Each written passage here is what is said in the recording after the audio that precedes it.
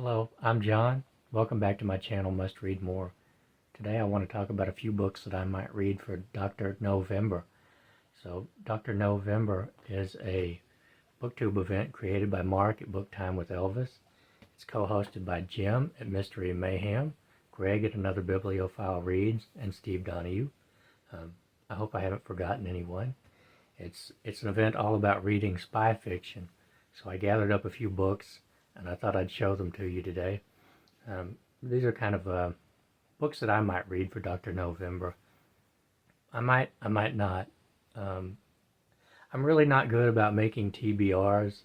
I really tend to read whatever interests me in the moment, but I am already reading one of them, so at least there's that. But I mean, I do intend to read all these books at some point. I just don't know if I'll be able to read them in the month of November.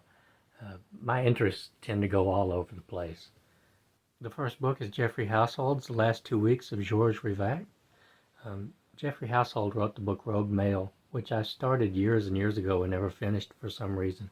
I just couldn't get into it. I guess I was probably too young to get into that book. And this is about a guy who inadvertently finds himself with some serious information about communist military units that are willing to defect to NATO.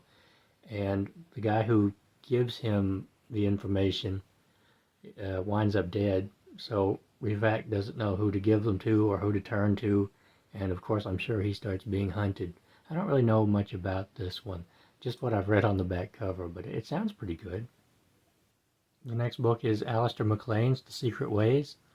This is about the Soviets have, I'm not sure if they've kidnapped a scientist or if the scientist defected to the Soviet Union, but he's planning to give a speech in Budapest.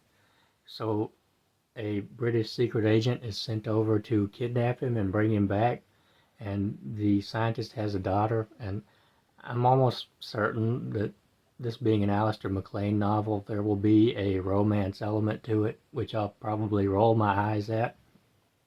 Because Alistair MacLean's romances are always so unlikely.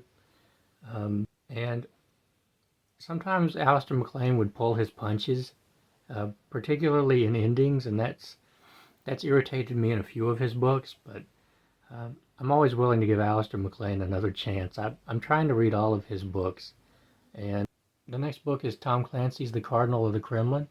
I don't know a lot about this one, except that it's a Jack Ryan novel, and it has to do with the Star Wars missile defense system in the 80s, which was this idea to put satellites in space that would shoot down nuclear missiles if the Russians launched.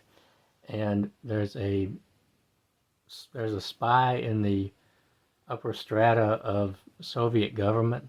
That's all I really know about this one.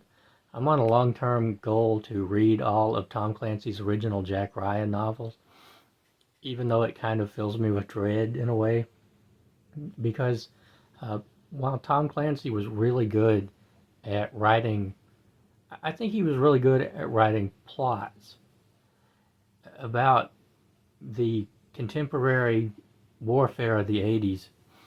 He was really good about writing about weapon systems and airplanes and how all these things work, how you might hunt submarines or things of that nature. But his dialogue tended to be really, really bad and kind of really repetitive. And it just kind of drives me crazy sometimes. The next book is Frederick Forsyth's The Fourth Protocol. All I know about this one is it's about a thief who breaks into an apartment, and he breaks into a safe, steals some documents, and he finds out that they are very, very important for the fate of his nation. I don't know where it goes from there or anything like that. This is Game Without Rules by Michael Gilbert. As you can see, I'm already reading this one.